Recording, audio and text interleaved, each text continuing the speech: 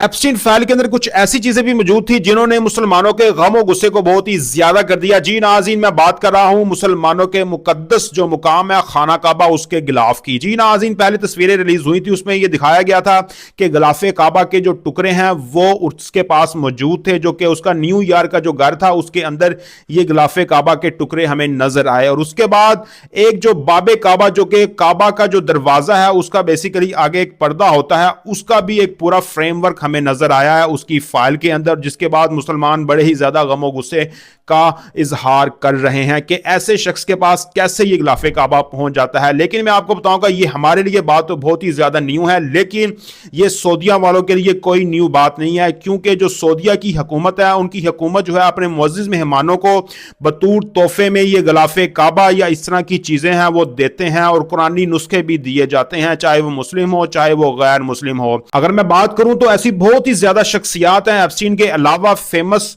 जिनके पास ये इस्लामी मुकद्दस चीजें मौजूद हैं। खास तौर पे सबसे जो नंबर 1 पे नाम आता है वो बरतानवी शाही खानदान का नाम आता है, क्योंकि मलका एलिज़ाबेथ और जो मौजूदा बादशाह चार्ल्स है उसके बाद दुनिया के बेहतरीन इस्लामी नवादरात का मजमुआ भी है वो मौजूद है। इनमें कुरानी नुस्खे शामिल हैं, गिलाफे काबा के टुकड़े हों, और मुगल दौर की तलवारें भी शामिल हैं, क्योंकि ये जो शहजादा चार्ल्स है इसको इस्लामी फन तमीर और तसव्वुफ से गहरा लगाव है, इसलिए इनके पास ये नायाब तबरकात भी मौजूद है। और ना सिर्फ ये बरतानिया में मौजूद है, बल्कि जो रूसी जार, रूस के जो कदीम बादशाह थे उनके पास भी बहुत से ऐसे हथियार और ढालें ऐसी मौजूद थी जिन पर कुरानी आयात जो थी वो लिखी होती थी। और रूस के कुछ म्यूजियम में ऐसी अशिया भी मौजूद हैं जो अभी तक महफूज है, जो कि मुसलमानों से रिलेटेड हैं। और इसके अलावा लंदन का एक नीलाम घर है जिसका नाम क्रिस्टी है, वहां पे हर साल ये जो गिलाफे काबा के टुकड़े हों और कदीम जो कुरानी नुस्खे हैं उनकी नीलामी होती है, जहां पे बहुत सारे जो गैर मुस्लिम हैं वो बड़े ही ज्यादा पैसों के अंदर इन तबरकात को खरीदते हैं। मुसलमान तो नहीं खरीदते होंगे और वो भी खरीदते होंगे,